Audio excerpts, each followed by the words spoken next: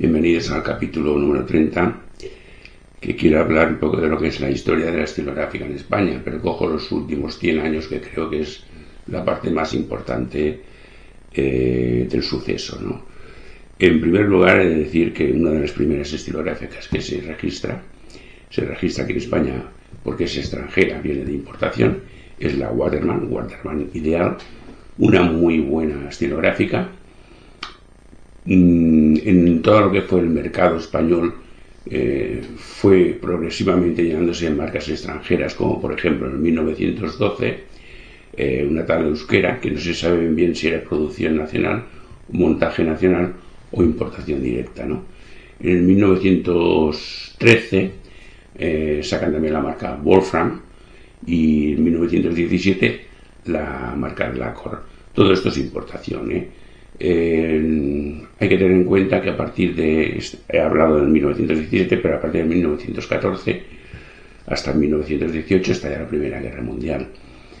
En cuanto al tema de lo que son las guerras, y siento mucho tener que hablar de ellas, pero es que también es parte de esa historia, en las guerras no gana nadie, ¿no? El que gana pierde y el que pierde pierde. En realidad perdemos familia, perdemos seres queridos, tanto en bando como en otro, ¿no? Pero bueno, aparte de esto, he de decir que durante la Primera Guerra Mundial hubo un gran incremento de venta de estilográficas, porque por lo visto los soldados preferían las estilográficas para escribir a sus casas y tal, y aquí en Europa concretamente, entre Inglaterra y Alemania, que eran los máximos fabricantes de estilográficas, pues hicieron un buen negocio, dijéramos, ¿no? Entonces voy a decir que en 1918 hay el fin de la Primera Guerra Mundial. En realidad toda Europa está convulsa, menos España. España no participó en la Primera Guerra Mundial, de hecho no participó ni siquiera en la Segunda Guerra Mundial, ¿no? En 1921, en Barcelona, un fabricante de estilográficas lanza su primera estilográfica puramente española, fabricada todas sus piezas aquí en España. Era la marca Iris. De la marca Iris verdaderamente no se tiene demasiada documentación. Corre por ahí unos planos de la patente, del registro de patentes, pero realmente no hay mucha documentación de ella misma, ¿no? Decían que era una buena estilográfica, pero que en 1927 ya quedó totalmente extinguida la compañía, supongo que por falta de ventas, o no sé exactamente por qué, ¿no? En lo que he dicho de la documentación, lo que quiero decir también es que todas estas cosas se saben porque hay una serie de personas que verdaderamente yo los halago, porque han sabido meterse dentro de lo que son los registros de la industrial, dentro del registro de patentes, y buscar información sobre todas las estilográficas que han habido durante todo este tiempo, ¿no? Son gente que han hecho una verdadera labor de historia, y a la cual yo sinceramente les doy las gracias, porque he podido leer todos sus documentos en internet y poder hacer este resumen aquí filmado. Seguimos adelante. En 1929 hay una estilográfica que es de muy buena calidad, también hecha en Barcelona, y se llama T. Montjoy's Pen. Este nombre es muy inglés, pero en realidad imagino que fue por un tema de marketing, poder vender la estilográfica con un cierto aire de importación, ¿no? En realidad Montjoy's es una cala que está en la Bahía de Rosas, en Girona. Vosotros diréis, bueno, esto no me suena, pero ahora os voy a hacer un comentario para que veáis que se os va a sonar. En realidad, en la cala Montjoy's está lo que es el Bulli, que es el restaurante tan famoso de Ferran Adrià, cocinero internacionalmente conocido, ¿no? O sea, es para que cogáis la localización, ¿no? En 1931 sale otra estilográfica, que es la Nacional. La Nacional fue también una muy buena estilográfica. Lo que pasa es que también le he perdido la pista, no he sabido encontrar más documentación sobre ella, ¿no? Esta misma compañía, la Nacional, sacó en el 43 la Corona, que también era una estupenda estilográfica, y en el 44 la Renmar. Ahora volvemos un poquito más para atrás y decimos que en 1933 Fontpelayo sacó una estilográfica que se ve que le llamaban la joya de la corona porque era una súper estilográfica. Hablamos de calidad, precio. Nunca hablemos de qué es lo mejor de lo mejor, puesto que como hay diferentes precios, pues hay que valorarlo según este ítem, ¿no?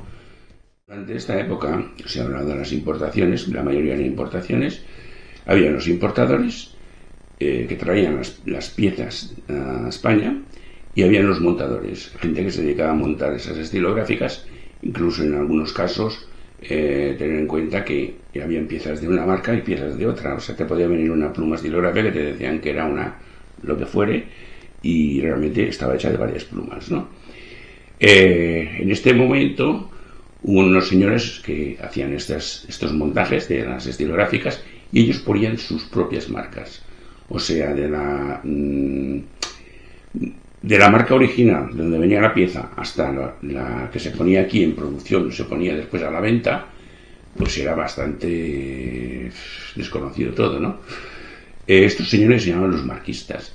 Los marquistas lo que hacían era comprar piezas en Italia, en Alemania y en Inglaterra. Las importaban hasta aquí, hasta España, y las montaban, como ya he comentado, ¿no? Hubo un momento en que para encontrar piezas y tal se utilizaba, y para bajar los costes, el extraperlo. El extraperlo era que cuando entraba un paquete de piezas aquí en España, pues pasaba por la aduana, pero no pagaban impuestos. Esto es lo que también se le llama contrabando, ¿no? Los plumines, puesto que todas estas piezas venían sin plumín, se tendrían que comprar aparte. Realmente en aquella época el fabricante que había era un fabricante en Inglaterra que era el René Heymans Nifs, que lo que hacía era importar aquí a España sus plumines, ¿no? A partir de 1933, lo que sucede aquí en España es que hay una empresa catalana, Damián Onsés, empieza a fabricar plumines. Y este es el que empieza a distribuir plumines por todo el estado de España, ¿no? Por tanto, queda un poquito relegada ya la importación desde Inglaterra. En 1946 también nace Inoskron, que se dedica solo a hacer plumines también. O sea que son las dos grandes factorías que hacen plumines para toda España. Durante este transcurso que ellos empiezan ya a tener producción para que en España se pueda distribuir, todos estos plumines que vienen de Inglaterra y que vienen de Alemania, por ejemplo, unos plumines que se llamaban los Iridium Point, que hoy día también los podréis ver, sobre todo en copias o en plumas un poco antiguas que tenían que utilizar ese tipo de plumín, ¿no? Era la empresa Reform Heidelberg. Esta es una empresa que en principio hacían los plumines de una calidad, pero al haber otras empresas que hacen más calidad, estos prácticamente quedan relegados a temas de cambio de plumines en estilográficas de las que venimos hablando, ¿no? Y al final incluso en falsificaciones de plumas también está metida, ¿no? En tanto y tanto, pues empieza la Guerra Civil Española en 1936. Todo queda suspendido, quedan bloqueadas las importaciones, quedan bloqueadas las exportaciones si las hubiere, porque en tiempo de guerra pues todo es convulso, ¿no? Como os he comentado. Después, en 1939, empieza la Segunda Guerra Mundial. Cuando termina la española, empieza la Segunda Guerra Mundial. Y en España se sitúan en torno de unas 150 marcas, ¿no? 150 marcas dentro de lo que es el periodo de aislamiento, puesto que había una guerra mundial y España no tenía guerra, ¿no? Entonces hubo un aislamiento, no se dejaba importar estilográficas, o se dejaron importar con muy poca cantidad, y para evitar que hubiera pillaje, lo que hicieron fue poner un sellito conforme esta estilográfica había pagado los impuestos determinados de la importación de esto. En el 60, cuando ya hay la posguerra, entonces ya se liberan un poco las importaciones y poco a poco ya no hace falta ni el sello ni hace falta nada de esto, con lo cual ya el libre mercado empieza a funcionar como debería haber funcionado antes. Pues bien, una vez terminadas todas esas guerras, viene la posguerra. Entre los años 50 y 60 en España, en la posguerra, hay verdaderamente es crisis, es crítico porque se ha destrozado medio país y hay bastante crisis, ¿no? En resultado solo quedan un par o tres de fabricantes de estilográficas, que es Inoxcrom y Sofer, son muy parecidas a Parker, si ahora podéis ver en las fotos que son bastante parecidas a Parker. Lo que pasa que a veces tenían hasta mejor calidad, ¿no? Pero bueno, calidad de aquel tiempo, hablemos claro, ¿eh? A ver, hubieron marcas de muy buena calidad en ese tiempo, ¿no? Por ejemplo, estuvo Regia, estuvo Super-T, Cervantes, y después, en los años 70, cierran las fábricas porque hay una irrupción del bolígrafo, como ya os conté en mi capítulo 25, sobre la historia de la escritura, ¿no? Ten en cuenta que el bolígrafo se inventa en 1943 y en los años 60 hay la gran venta por el mundial y entra en todos los países. Ya prácticamente se ha expandido tanto que la estilográfica queda un poco relegada a un uso diferente, ¿no? Ahora os quiero hablar de una estilográfica que yo creo que resume un poquito toda la historia de la posguerra, toda la historia de esas estilográficas que fueron desapareciendo sobre los años 70, ¿no? Esta es una estilográfica que era producto alemán, el producto era de la casa Redform.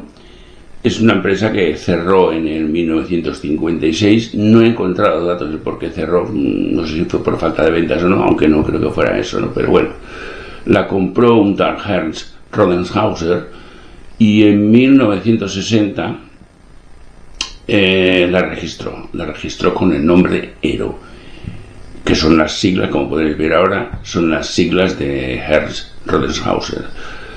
Vendió una cantidad enorme de estilográficas de este tipo. En principio porque logró muy bien lo que es la decoración de la pluma, era bastante más atractiva y el precio era muy reducido. Por lo tanto, llegó a vender una verdadera cantidad de estilográficas que las podéis encontrar en cualquier sitio, en cualquier mercadillo de segunda mano, o incluso en las webs de segunda mano, ¿no? De hecho, esta fue comprada en una de estas webs. De esta estilográfica, lo que se ha hablado son muchas historias. Tenía una cantidad de personas que decían una cosa, decían la otra, que si estaba fabricada en España, que si las plumillas las hacía Inoxcrom, bueno, infinidad de historias, ¿no? Pero en realidad el tema fue que era una buena estilográfica. Es una estilográfica que, fijaos bien, que es de plástico, lleva la capa esta que os he dicho, a más es muy compacta, es compacta, y el sistema de carga, si os fijáis, es por pistón. Si algún día vais a algún mercadillo o algo y encontráis alguna, mirad que funciona el pistón, si no estáis sin pluma, ¿no? Bueno, seguimos. También va a rosca, es muy ligera porque pesa 13 gramos con capuchón y 9 gramos sin capuchón, por tanto es una estilográfica que también su éxito fue este, ¿no? Las diferencias de venta de España a Alemania. Ellos venden en Alemania, pero también al registrarla aquí lo que hicieron fue ponerle en el clip la marca Ero. Y después el plumín también era un plumín que era diferente que el de Alemania, ¿no? El de Alemania tenía unas estrellas y en esta ponía Ero, como podéis ver. Esta estilográfica lo que tenía era que se parecía mucho a la Pelican 120 y a la Redform 1745, que ya también la pondré por aquí, ¿no? Os he dicho que las diferencias que tenía desde Alemania a España. Ahora también os quería comentar que en aquel tiempo, en todo lo que fue la posguerra y tal, hubo una marca puramente española que todavía sigue funcionando, como ya os expliqué en otro capítulo, que hablé de ella, es Inoxcrom. Inoxcrom sacó durante ese periodo de los años 70 hasta los 80 toda una serie de modelos de estilográfica de la serie Sirocco. Sirocco fue una verdadera locura, porque realmente la calidad de estas estilográficas es impresionante, ¿no? Aquí podéis ver una Sirocco, me parece que la llamaban mármol verde a esta, pero sacaron la serie era verdaderamente bonita y práctica y de una calidad insuperable casi, por el precio también, ¿no? Al fin de todo, lo que también os quiero comentar es que ahora aquí al final del vídeo voy a dejar toda una serie de fotografías que he ido encontrando también por años, de las estilográficas de estos 100 años prácticamente, ¿no? Si algún día vais a algún mercadillo y veis alguna que se parezca a estas y miráis y resulta que sí que es la marca que tal, pues si la encontráis a buen precio tendréis un elemento de colección que yo creo que es importante tener alguna. No hace falta tener 5.000, ¿no? Pero tener alguna de colección que os vaya recordando lo que es la historia de cómo se hacían y cómo eran y cómo es lo que viene. En fin, no nada más que deciros, y os dejo que penséis en las fotos que os voy a dejar.